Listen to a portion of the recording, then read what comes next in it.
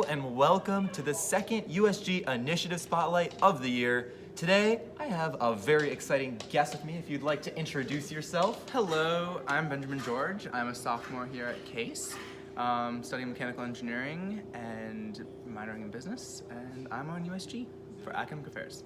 Awesome. Thank you so much for coming, Ben. For those of you who Thanks don't for know having me me. yet, I'm Alex Gould. I'm the Vice President of Public Relations for USG. I'm a sophomore as well. So Ben, sophomore pride, right? Yeah, exactly. Ben, before you said that you were on the Academic Affairs Committee, so obviously you have a lot of joint committee initiatives. You're doing a lot right now. So I was wondering if you could talk a little about what your committee's doing and what you're personally doing right now within USG.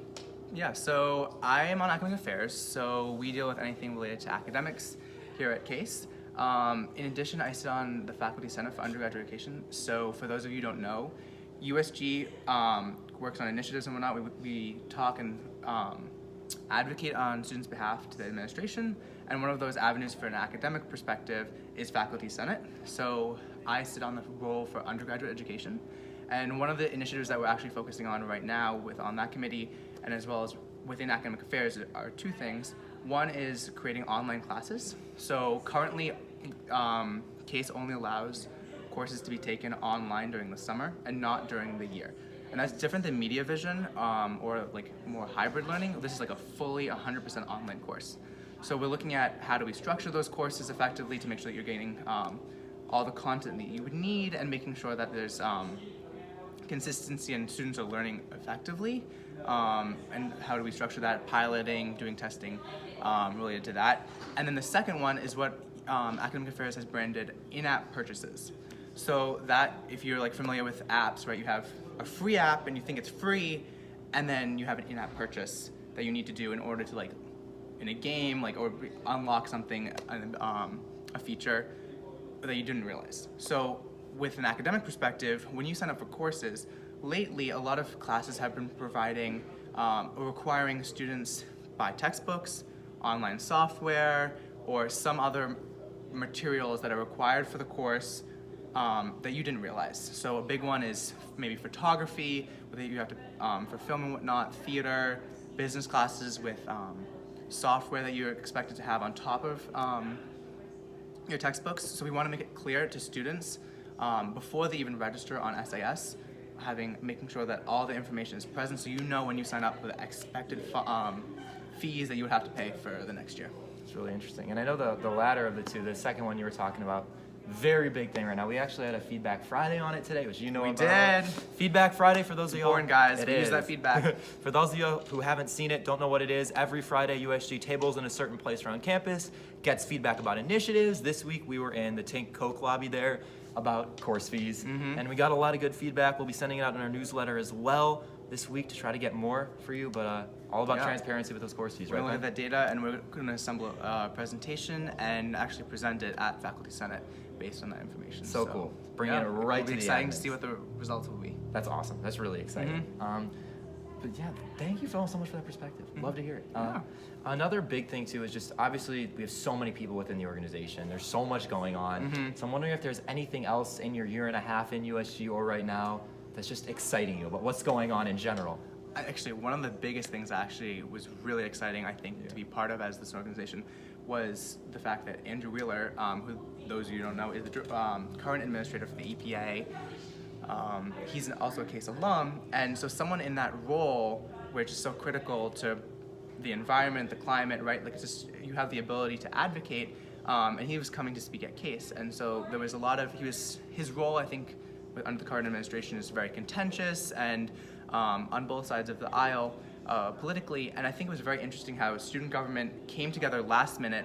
It was a Tuesday, we had a General Assembly, and it was a very fruitful discussion, I think, at GA about what we were going to do as a student body, what our role as a student government was from a political perspective, and I think it was important that we tried to take it from like a not political perspective, because I think very unbiased perspective. An unbiased perspective, that was, I think, really critical, because we're here to represent all students, and I think, right, we want, it's the well-being of all students, and I think you want to come from a factual, unbiased perspective.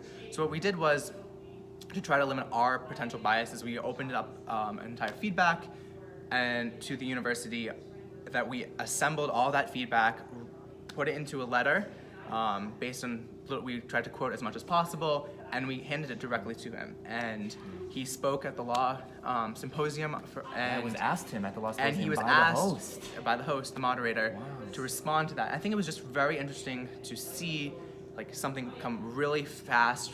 Like it was really critical that we organized quickly and there was a cross collaboration across a lot of USG reps, PR helping out and whatnot. So thanks to anyone that responded, and that's why, again, feedback is so important. Yeah.